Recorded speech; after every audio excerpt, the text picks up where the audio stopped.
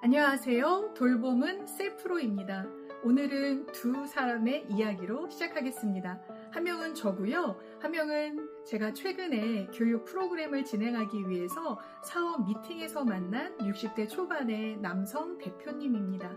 저는 6개월 전에 몸이 유독 피곤하고 또 2달 정도에 막 10kg가 갑자기 찌고 뭔가 모를 불편감이 있어서 건강검진을 받았습니다. 그때 혈압이 너무 높아서 내시경을 할 수 없다고 고혈압 판정을 받았고요.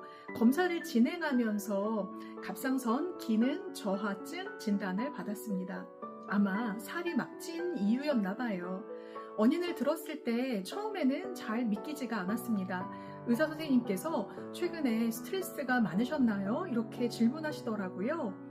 그래서 제가 스트레스가 갑상선 기능과 연관이 있습니까? 했더니 의사 선생님께서 제 갑상선 기능 저하는 자가면역 질환으로 왔다라고 말씀 주시더라고요. 우선 자가면역 질환이라는 말이 주는 그런 무게감이 느껴졌습니다.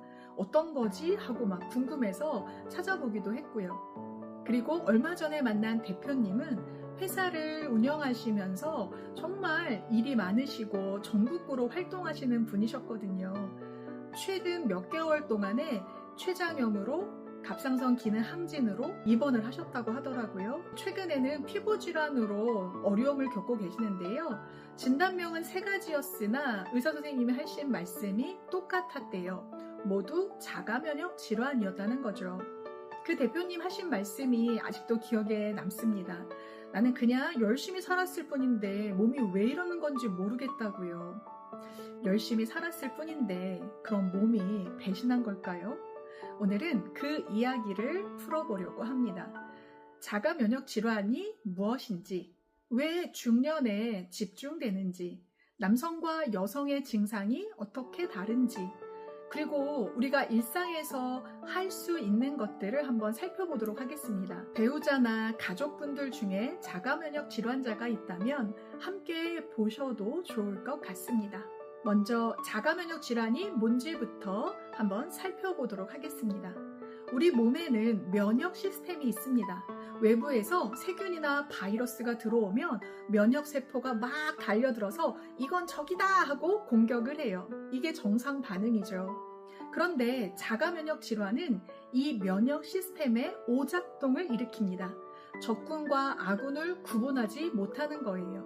외부 침입자가 아니라 내 갑상선을, 내 췌장을, 내 척추를, 그리고 내 피부를 이건 적이다 하고 공격하기 시작하는 것입니다. 면역이 강한 거 아니야? 이렇게 오해하시는데요. 아니요, 면역이 헷갈린 겁니다. 여성에게 많은 자가면역 질환으로는 갑상선 기능에 이상이 생기는 갑상선 기능 항진이나 저하가 있고요. 루푸스도 있고 류마티스 관절염, 그리고 자가면역성 간염도 있습니다. 전체 자가면역 질환 환자의 75에서 85%가 여성인데요. 에스트로겐이 면역 반응을 더 강하게 활성화하기 때문에 그렇습니다.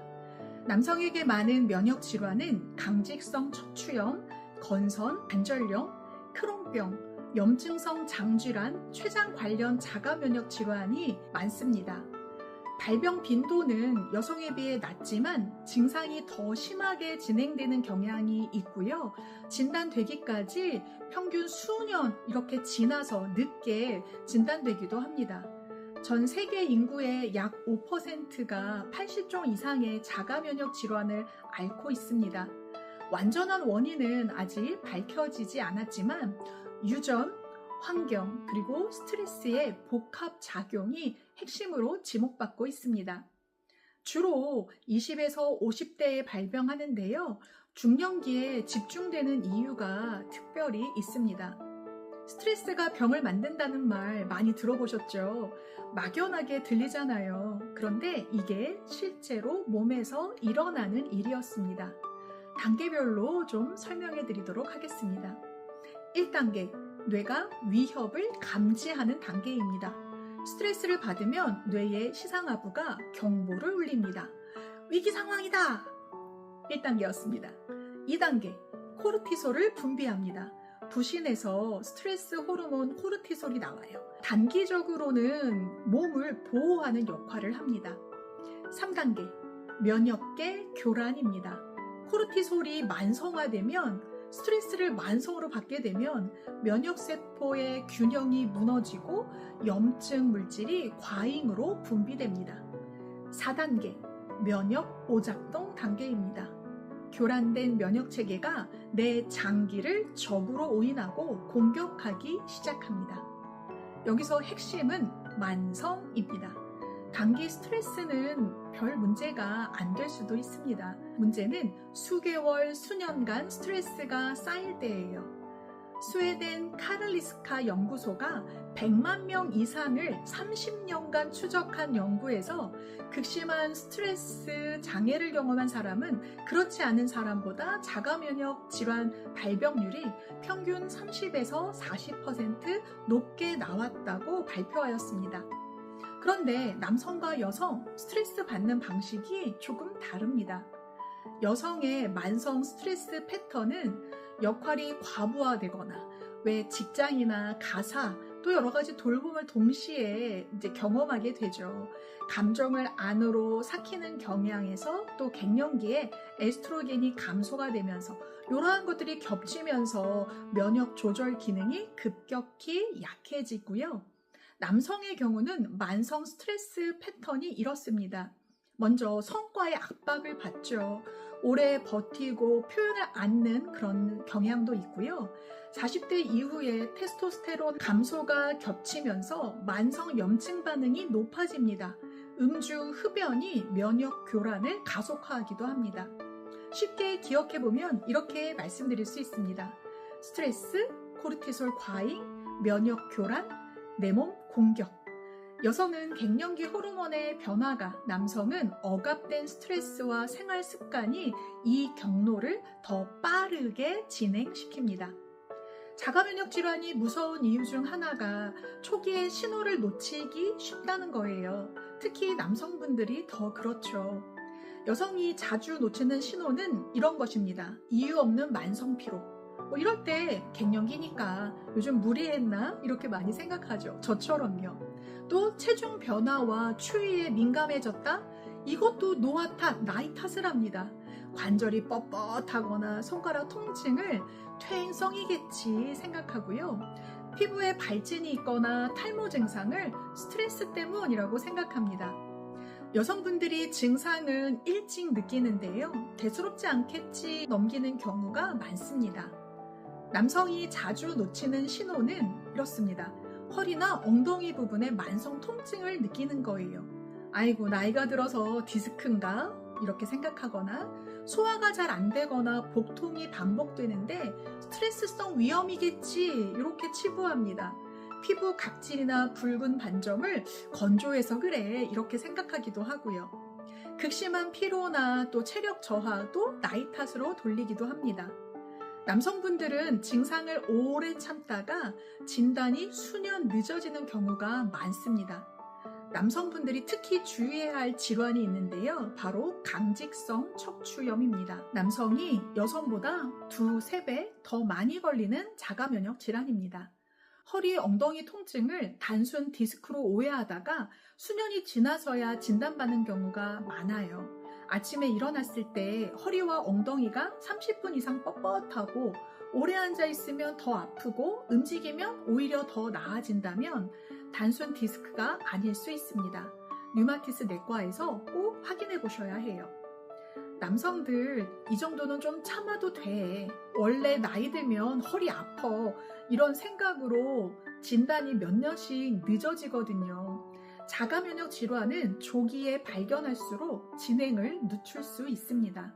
참는 것이 다가 아니고 용감한 게 아닙니다. 앞편에서도 말씀드렸죠. 몸에서 신호가 오면 무시하지 마세요. 3주 이상 지속되는 이유 모를 피로, 관절 통증, 소화장애, 피부 이상이 있다면 류마티스 내과나 내분비 내과에 한번 가보세요. 자가면역 수치 검사해주세요 라고 말하시면 됩니다. 완치 치료법은 아직 없습니다. 하지만 악화를 막고 면역 균형을 돕는 생활 방식은 분명히 있습니다. 남성, 여성분들 모두 적용되는 내용이에요. 첫 번째, 만성 스트레스의 근원을 직면하세요. 일상의 삶에서 스트레스를 없앨 수는 없죠. 하지만 내가 어디서 가장 많이 소진되는지 한번 파악해 보시는 게 중요하고 그것이 시작점입니다. 나 빼고 다 챙기는 패턴을 갖고 계시거나 참고 버티는 패턴을 한번 들여다보세요. 둘째, 수면을 치료로 여기세요. 수면 중에 면역 시스템이 복구되거든요. 자는 동안 코르티솔 수치가 낮아지고 손상된 세포가 회복됩니다. 7에서 8시간 정도 수면은 선택이 아니라 자기 면역 관리의 기본입니다. 나는 잠 좀 적어도 괜찮아.